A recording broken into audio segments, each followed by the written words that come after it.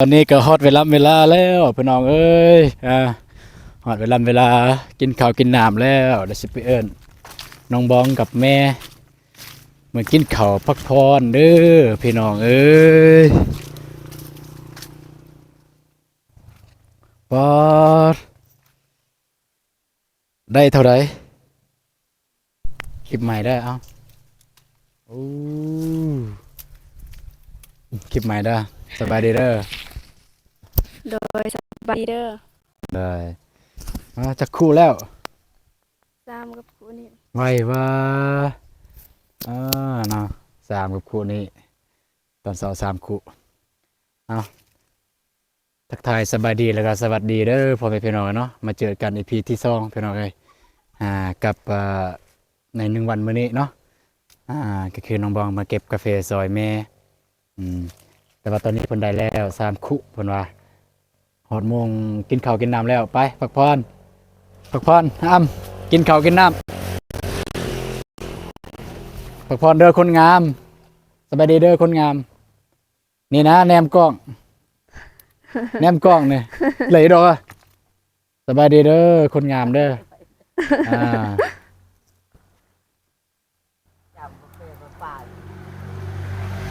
ไปพักผ่อนโดยก็เพปะเราจะน้อยบักซุปมาเอาก็ได้จะน้อยซุปมาเอาพักผ่อนก่อนเอาพา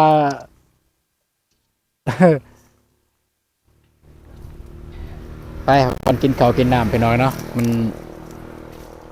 สวยแห้งแล้วนะอู้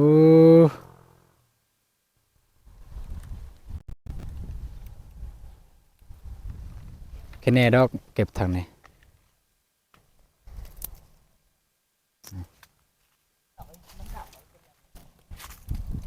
เป็นยังไงความรู้สึกฮะเห็นใจอายปะน้องอายปะน้องอยู่กับแม่สองคนเนี่ยได้เว้าได้คุยกันยังไงก็ร้ายว่าเราให้ฟังได้บ่คุยกันยังไง ก็ถามเรื่องครอบครัวนั่นแหละอ่าครอบครัวน้องครอบครัวน้องอันนี้เฮ็ดหยังรวมทั้งหมดจักคนอ่าถามอาการเอื้อยเพิ่นได้ถามบ่ถาม โอ้ฝนฝนตกเลยแต่ว่าแม่นี่ฮู้ความแม่เลย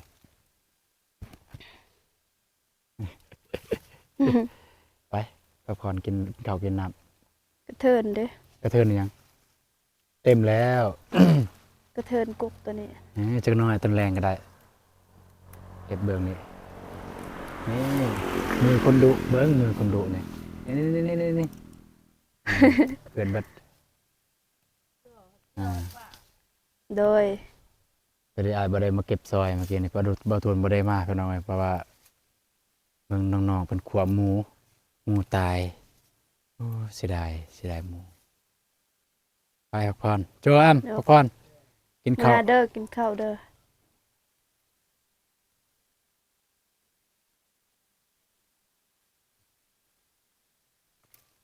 บ่มีหยัง สิซื้อหยังบ่เป็นเลยบ่มีขายเลยอยู่หน้าห้านเลยมีแต่ปลาทูปลาทูก็กินตัวกินเนาะปลาทูอันนั้นกินง่ายบ่มีกระดูกหลายยกยอกไปแซนไปทอก ทอกว่าไปอืม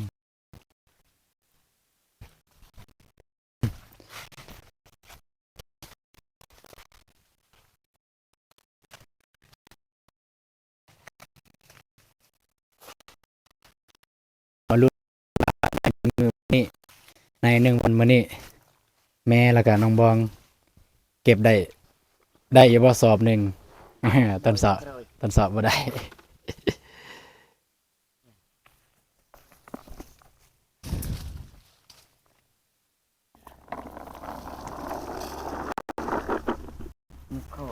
Vài bữa là gặp phải โมยเอาโค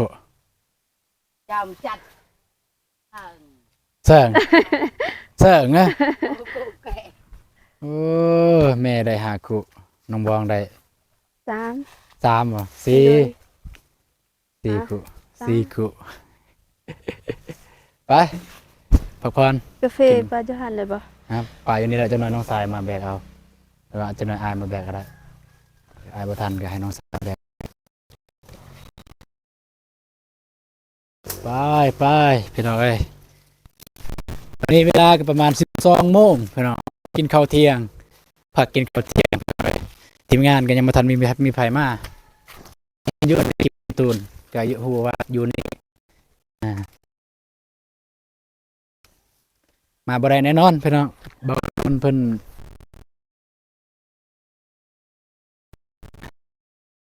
น้อง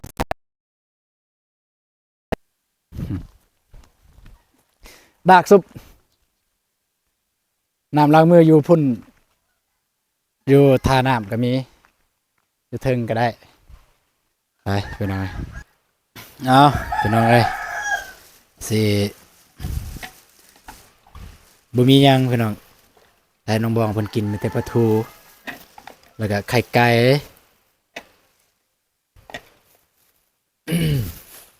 ประเด็นนี้ของหมักเพิ่น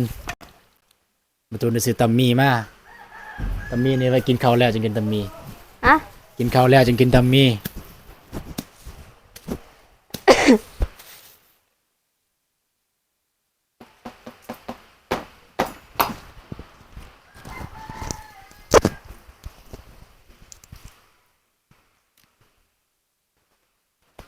มือเขาล้างแล้วเด้ ไม่ ล้างแล้วแต่มันเปื่อนใช่ไหมมือเปื่อนมือแบบมือดำใช่เป็นอะไรจิตใจ มามือที่สองเนี่ยฮะ เป็นอะไร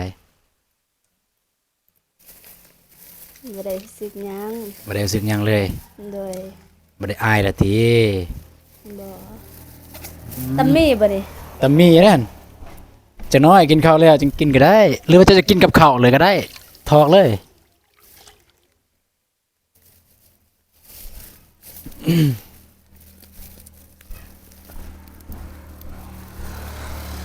อ๊บ ไปสิปอกไก่ก่อน ได้3 คุพี่น้องเอ้ยน้องบองได้3 คุเทียบเท่ากับมือนั้นก็ได้3บ่ โดย มือนั้นมืดได้3มื้อนี้แต่ตอนเช้าได้3แต่ว่ามาอยากสวยแหน่จักหน่อยบ่ตูนไปหับสวย ตอน9 โมง ละติถ้วย ฮะถ้วยบ่ โดย ซุบมานี่ก่อน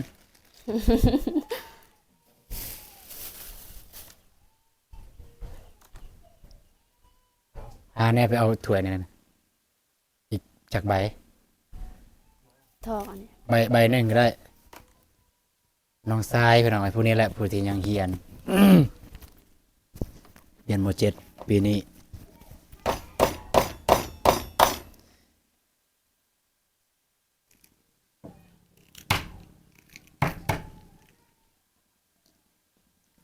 ย้อนอะไรละยังค่าเล่าวอยู่ดอกค่าเล่าวเฮียนนะสิส่งให้เราเฮียน ให้เงินแต่ละมือไปงามไปโรงเฮียน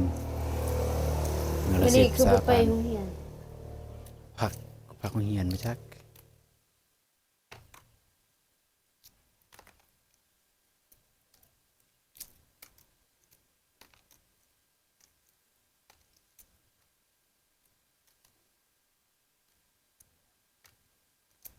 บุตุน สักเครื่องบ่ทันเดี๋ยวมันจะเล่าแล้วสักเครื่องให้น้องทรายเนี่ยสักเครื่องบ่ทันบุตุนเนี่ยสักเครื่องบ่ทันเครื่องไปคือเครื่องนุ่งอย่างสิแหละ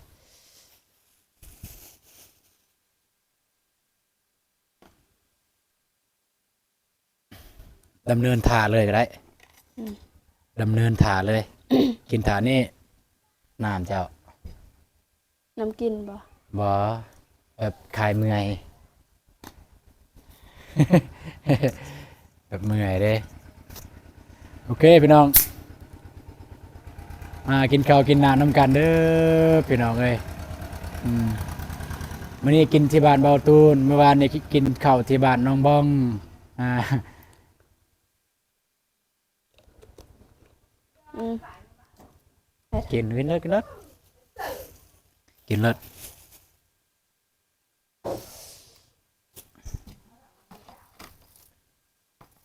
บ่กินบ่ ฮะ บวง เด้บวง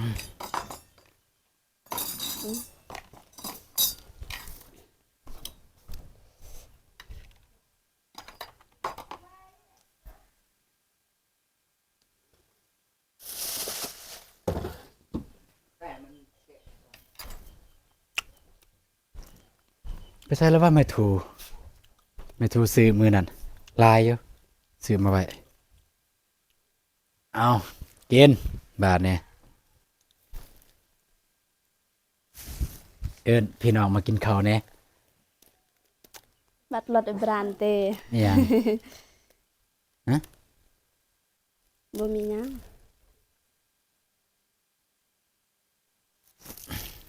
นี่เอามาเด้อมาเด้อมากินข้าวเด้อพี่น้องเอ้ยมากินข้าวกินน้ำที่บ้านเบาตูนเด้อม ซื้ออยู่หันไส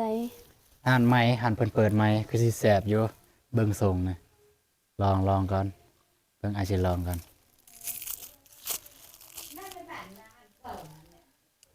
มาขึ้นมาอ้ำกินข้าวจักหน่อยจึงเกลือ จับเข้าคอก มาเด้อกินข้าวนำกันเด้อ เราไว้ มันไปนี่เลย อำไม่ตุยจาน แห้งกินแห้งหมัก จ้า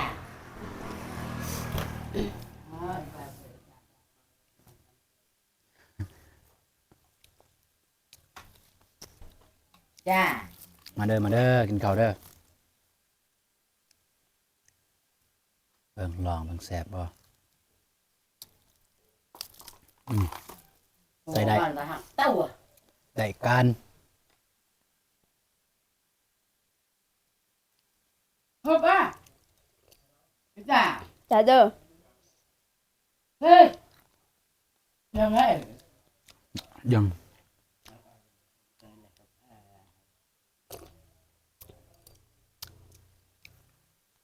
มากินข้าวแล้ว กินหมู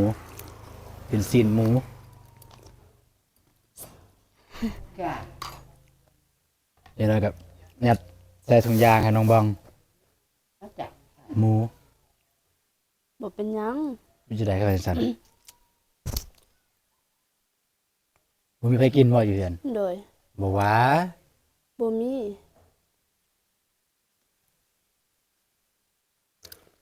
บ่มีใครกินก็โพดอีก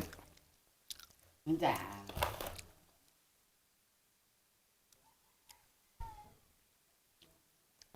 ฮบอ่ะจ้าบ่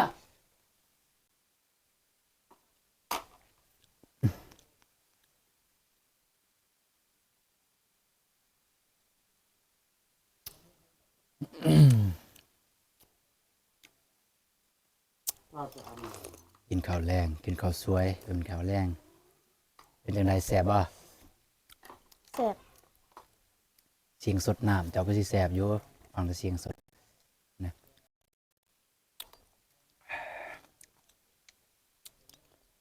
ทางเพลงเราเพลงนั่นไง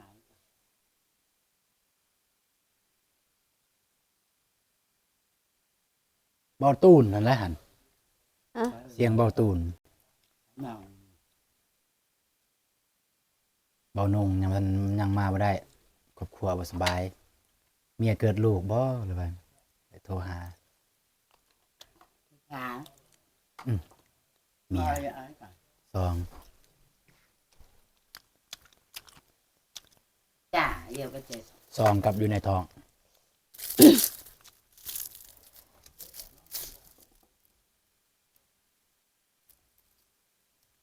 เป็นจังได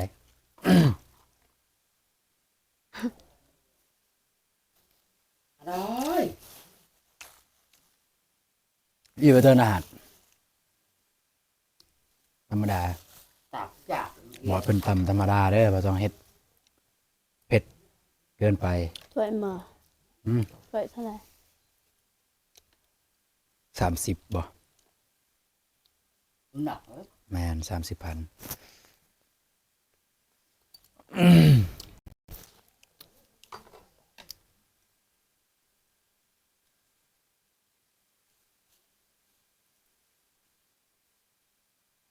จับบ่ มาสิโทรหาน้องกระเดยเบิ่งใส่เข้า ผู้ใหญ่ครับ นับเลยก็ได้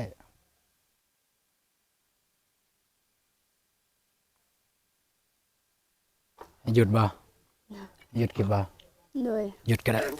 เริ่ม โด ใส่ ย โอเคพี่น้องเปลี่ยนมุมพี่น้องเอ้ยเมื่อกี้มันบ่แจ้งกินข้าวกินน้ำ น้องทรายเพิ่นกินแล้วไม่ได้คำก่อน ฟังไทย ฟังไทยเอาครับทรายก่อนก็ได้ เดี๋ยวไอ้สิหยุดคลิปก่อน มีคนโทรมาพี่น้องน้องว่างอ้าวต่อ จะให้ พี่น้อง อัด เอ้ย ตักเลย กินได้กินได้เด้ไก่ๆอ้ำ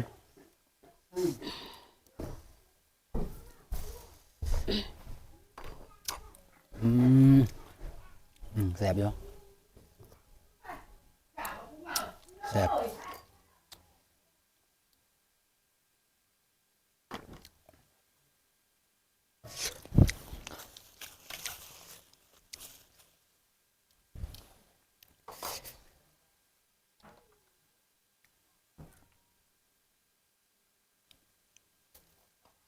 จะได้ส้มตำแซ่บบ่ แซ่บ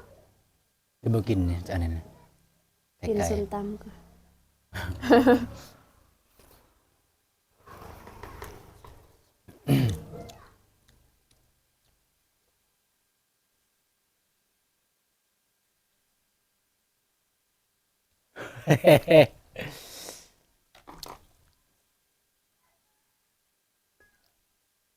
เสียงผู้ใด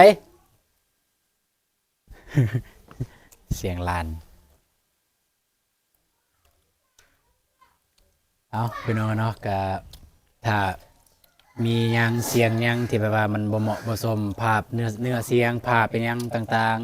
ๆ มันบ่เหมาะบ่สมตัวอย่างว่ามีพวกลานเบาตูนเบาเสียงห้องเสียงไห้อิหยังก็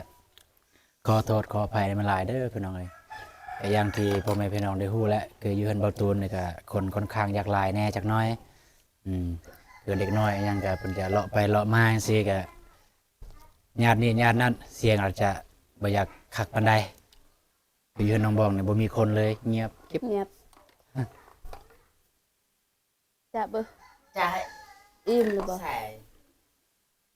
ไข่ ผู้เฒ่าได้กินบ่หลาย เด็กก็ไม่ได้กินข้าวแล้ว มีป้ายเลยก็กับจำไปบาดป้าย กูไม่จำฝ่าย ก็ไม่ก็เอกเอาไงเนี่ยมันอยู่ป้าย อย่างนี้เราอยู่ไปแล้วจะมาจัดต่างเบาๆกูจำฝ่ายนะมึงก็เอาไปใส่ บอกแม่น แบ่งซีนหมูพี่น้อยแบ่งซีนหมูให้พี่น้องแต่ว่าหมูตัวใหญ่พี่ตัวแม่ตาย จับบ่ ว่ากิน แบ่งให้พี่น้องเพิ่นกิน แต่น้องบอกว่าน้องบ่กิน แปลก บ่กิน บ่กินหมูบ่เชื่อดอกบ่กินหมูอันนั้นตอนขึ้นเฮือนใหม่ยังกินหมู หันหมูบ่ตายหันกิน อ่าแสดงว่าพวกน้องเพื่อนพวกน้องนี่กินหมูที่ยังย่างอยู่เดี๋ยวกินเลยหมูกำลังแบบกินทำอยู่ปั๊บๆจะเอากินเลย นั่นว่า หมูที่ซื้อตลาดหันกิน กับหมูในบ้านที่แบบหมูตลาดยังยืนบ่ แนวใด ยังยืนบ่ ยืน แม่น แนวมันยังยืน โอ้บ่ฮู้ยืน ยืนบ่หรือว่ายืน ยืน บ่ฮู้อะ ก็ยังเป็นนะเป็นยังยืน บ่ฮู้ เอาบ่ฮู้บ่ บ่ อยู่ตลาดอันแรกเขาถามว่าอยู่ตลาดหมูยังยืนบ่ยังเป็นบ่แล้วว่าเป็นซีดหมูแล้วหมูขาดแล้ว อันก็หมูตายล่ะหั่นหมูตายอะ หมูตายแต่ว่าเฮาฆ่าบ่แม่นตายเองคันว่าตายเองนี่กินบ่ได้ เขาเจ้าค่ะ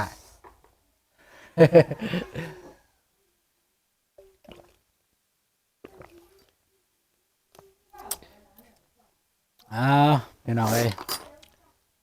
ทักทายสบายดีเด้อคือมาพี่น้องทางบ่ว่าทางลาวทางไทยอยู่ต่างประเทศพุ่นแหละพี่น้องเนาะก็1 วันเต็ม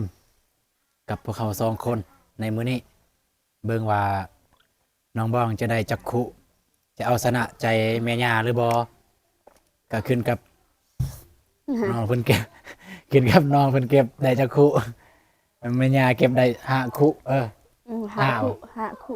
แม่ย่าได้เก็บ5 ขุน้องบอง3แต่ว่าน้องบองเนี่ยขุใหญ่พี่ของแม่ของประตูนั่นขุน้อย แต่ว่าเพิ่นเก็บไว้นะแม่ประตูนั่นไว้เคยเห็นอยู่ตอนแบบเฮ็ดเวียกเฮ็ดหยังบ่แม่นอยากย่องอันนี้อีหลีกันเทียบกับประตูนี่เพิ่นไว้กันเทียบกับคนอื่นเพิ่นก็ซ่าคือกันกินนะคุณซื้อให้เจ้าโดยเฉพาะเลยนะ จะบ่กินนำกัน กิน กิน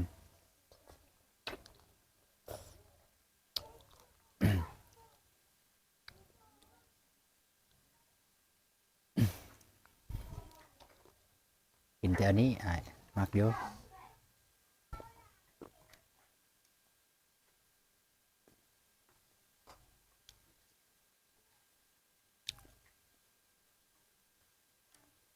2-3 ห้องมีปัญหาพี่น้องเอ้ยก็คือให้ยืนยันเบอร์ ลงคลิปยาวบ่ได้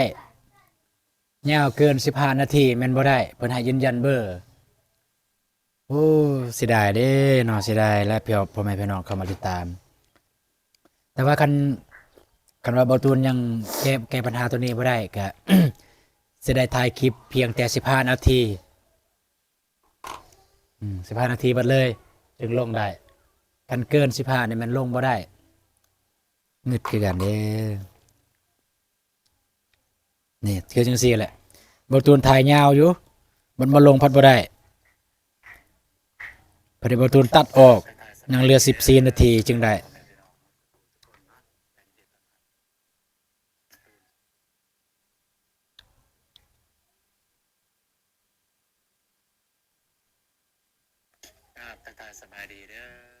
27 นาทีคนเบิ่ง65 คนแซ่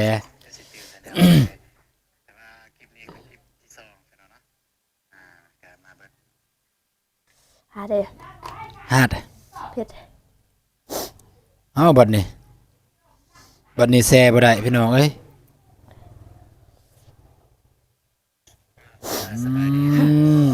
ไอ้พงษ์ เด้อกินข้าวเด้อ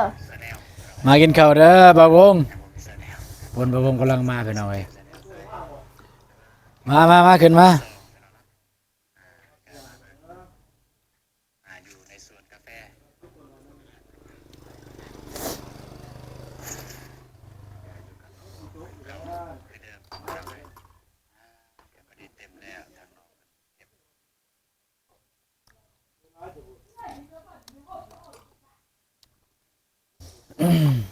อ๋อ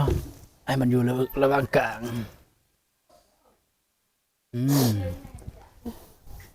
แบบนี้เห็นเบิด แซ่บบ่ แซ่บ บ่แซ่บก็ต้องว่าแซ่บเนาะ ยอมรับแซ่บ ได้FC คอมเมนต์ว่าบ่ตูนเวลาเว้าเนี่ยบ่อยากให้บังคับน้องบองหลายเกินไปรู้สึกว่าบ่ได้บังคับนะอายบังคับบ่ บ่ วาดคอเป็นหยัง นั่นแหละ คันบ่ โดย เพิ่นถึกบ่งบ่ บ่ฮู้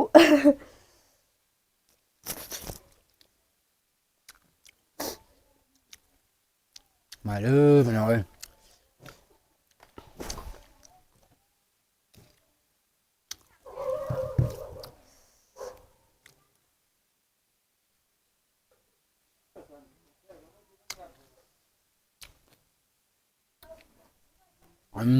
แซ่บแซ่บนะ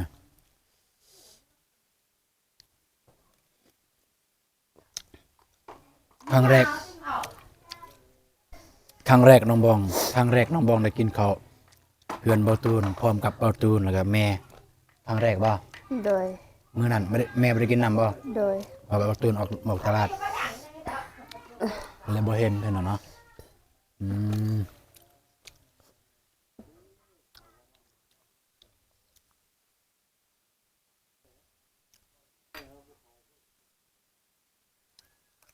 อืมอ่ะ บ้านเอ้ย ปิดก่อนก็ได้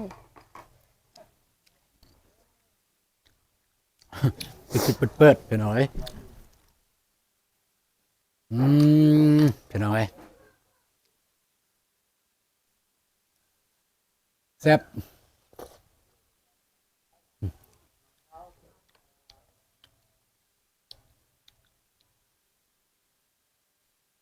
เอาพ่อแม่พี่น้องเนาะก็สำหรับคลิปนี้เบาตูนก็จะได้จบคลิปก่อนพี่น้องเอ้ยกินข้าวกินน้ำกันไปที่เรียบร้อยแล้วก็ให้น้องบองเพิ่นกินข้าวก่อนเบาตูนกันน่าจะอิ่มแล้วเพราะว่าได้กินตอนเช้าก็ได้กินแล้วอยู่เฮือนครัวกินกับพวกน้องๆเป็นครัวหมู่มากิน กินในเบิดได้น้องบอง หืม กินในเบิดได้ โดย โอเคพี่น้องสำหรับคลิปนี้บอลตูนก็สิขอจบคลิปเพียงเท่านี้เนาะก็ไม่แต่ว่าเจอกัน EP ต่อไปพี่น้องสำหรับ EP นี้เนาะก็กันอ้นหมดต้องขอบคุณใจทางปัญญาจิบุญเดฟซีทุกท่านที่ติดตามชมคลิปของบอลตูนแล้วก็น้องบองตั้งแต่ต้นคลิปจนจบคลิปจะได้ก็ขอให้ปัญญาจิบุญเดฟซีทุกท่านอยู่เย็นเป็นสุขสุขกายสุขใจสุขภาพแข็งแรงอายุมันคนยืนพัฒนาสิ่งใดขอได้สิ่งนั้นเด้อสาธุโอเคพบกันใหม่สำหรับคลิปนี้บอลตูนแล้วก็น้องบองขอกล่าวคำว่าสบายดีเด้อไปแล้วไปน้องเอ้ยเจอกันอีพีต่อไปพี่น้องว่ามาลุ้นกันว่าน้องบองเก็บได้จักคุกับบอลตุนก็จะได้เก็บซอยอันละพี่น้องเอ้ยไป